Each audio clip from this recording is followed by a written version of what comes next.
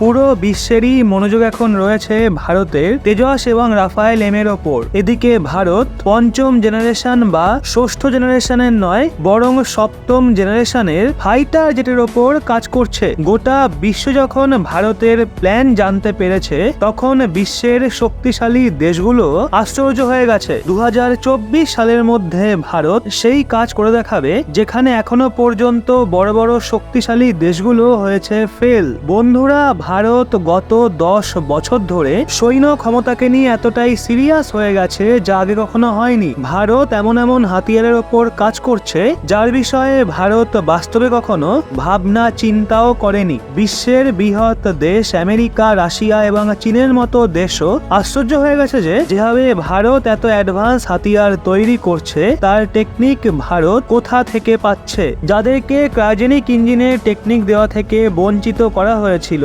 ভারতকে আমেরিকার দ্বারা আগে অগ্রসর হতে বাধা দেওয়া হয়েছিল, আজ সেই ভারতই কোনো বাধাতেই বাধা পড়ছে না। না আমেরিকা, না চীন, আর না তো অন্যান্য দেশ থেকে। ভারত বাস্তবে এমন এমন হাতিয়ারের ওপর কাজ করছে এবং তার সাথে সফলতা অর্জন করছে যেগুলোকে তৈরি করতে আমেরিকা নিজে অনেকবার ফেল হয়ে গেছে। যদি এমনটাই চলতে থাকে তাহলে কিছু বছর পরেই খবর আসবে যে ভবিষ্যতের হাতিয়ারের বিষয়ে ভারত টপ পজিশনে এসে গেছে। বন্ধুরা, আজ রাফায়েল, যেটা প্রায় 4.5 জেনারেশনের একটা যুদ্ধ বিমান, যেটা চীনের 5th জেনারেশনের ফাইটার জেটকেও টক্কর দিতে সক্ষম, সেখানে যদি ভারত এখন 7ম জেনারেশনের ফাইটার জেট অবতরণ করায়, তাহলে ভাবুন শত্রুদের কি অবস্থা হবে। বন্ধুরা, কিছুটা এমনই বড় প্ল্যানের ওপর কাজ করছে ভারতের বিজ্ঞানীরা। আজ আমি আপনাদের এমনই এক হাতিয়ারের বিষয়ে বলবো যার জন্য ভারত আমেরিকার চেয়েও আগে অগ্রসর হয়ে যাবে। এর ক্ষমতা এবং বিশেষত্বের বিষয়ে জানলে আপনিও আশ্চর্য হয়ে যাবেন। তেজস বা অ্যামকা তো বাদই দিন, ভবিষ্যতের যুদ্ধবিমান হয়ে গেছে একদম রেডি। বিশ্বের প্রথম এমন টেকনিকের ব্যবহার করবে ভারত, যার ব্যবহার আজ পর্যন্ত কোনো বিমানে করা হয়নি। বন্ধুরা, ভারতীয় বিজ্ঞানীরা এমন এমন হাতিয়ারের নির্মাণ করছে যার টেকনোলজি একদমই ইউনিক। এই টেকনোলজি এখনো পর্যন্ত কোনো দেশের কাছে মজুত নেই। বিশ্বের সব শক্তিশালী দেশ এই সময় পঞ্চম জেনারেশনের যুদ্ধ বিমানকে তৈরি করছে। আমেরিকার কাছে টেকনোলজি প্রথম থেকেই মজুত রয়েছে। ভারতও পঞ্চম জেনারেশনের যুদ্ধ বিমান অ্যামকা মার্ক 1 কে তৈরি করেছে, আর খুব তাড়াতাড়ি এটা হিন্দুস্তানের আকাশে উড়তেও দেখা যাবে। বলা হচ্ছে যে অ্যামকা মার্ক 2, যেটা অ্যামকা 1 এর পরে আসবে, তাতে ষষ্ঠ জেনারেশনের টেকনোলজির ব্যবহার করা হবে। কিন্তু যদি আমি আপনাদের এটা বলি ভারতীয় বিজ্ঞানীরা 7ম জেনারেশনের ফাইটার জেট বিমান টেকনোলজির ওপরও কাজ করা শুরু করে দিয়েছে,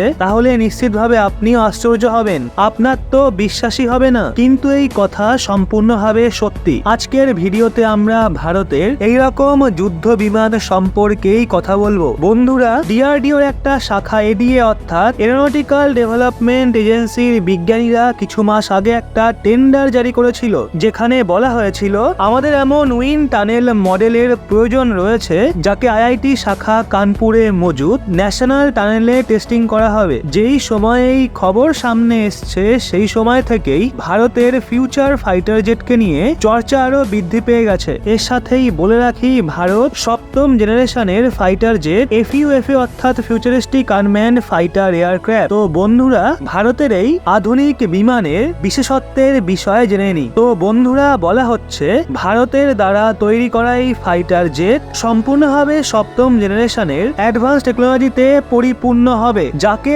কোনো রেডার সিস্টেম দ্বারা ডিটেক্ট করা প্রায় অসম্ভব হবে। এই ফাইটার জেটেই অপশন থাকবে যে আপনি চাইলে এটাকে পাইলট ছাড়াই ড্রোনের মতো ব্যবহার করতে পারেন, আর প্রয়োজন হলে একে পাইলট দ্বারাও চালিত করতে পারেন।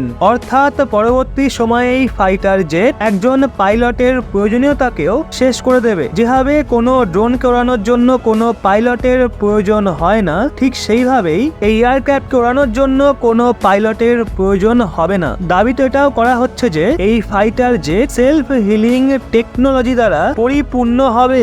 বিশ্বের প্রথম ইউনিক টেকনিক যার ব্যবহার সবার আগে ভারত করবে। বন্ধুরা, সেলফ হিলিং টেকনোলজি এমনই একটা টেকনোলজি যেটা এখনো পর্যন্ত বিশ্বের কোনো যুদ্ধ বিমানেতেও মজুত নেই। এমনকি আমেরিকার F-22 র্যাপটরেতেও সেই টেকনোলজি মজুত নেই।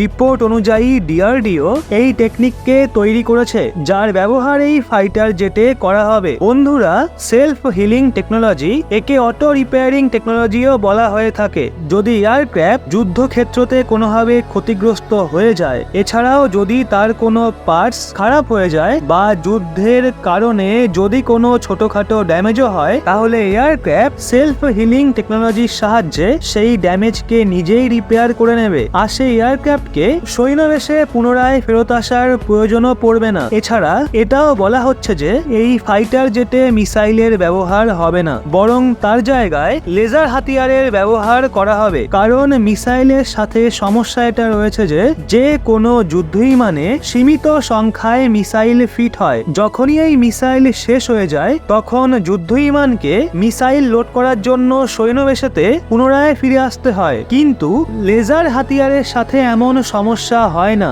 কারণ লেজার হাতিয়ার বিদ্যুৎ দ্বারা পরিচালিত হয়। অর্থাৎ লেজার হাতিয়ারের মাধ্যমে যত বড়ই হামলা হোক না কেন তা করা যাবে।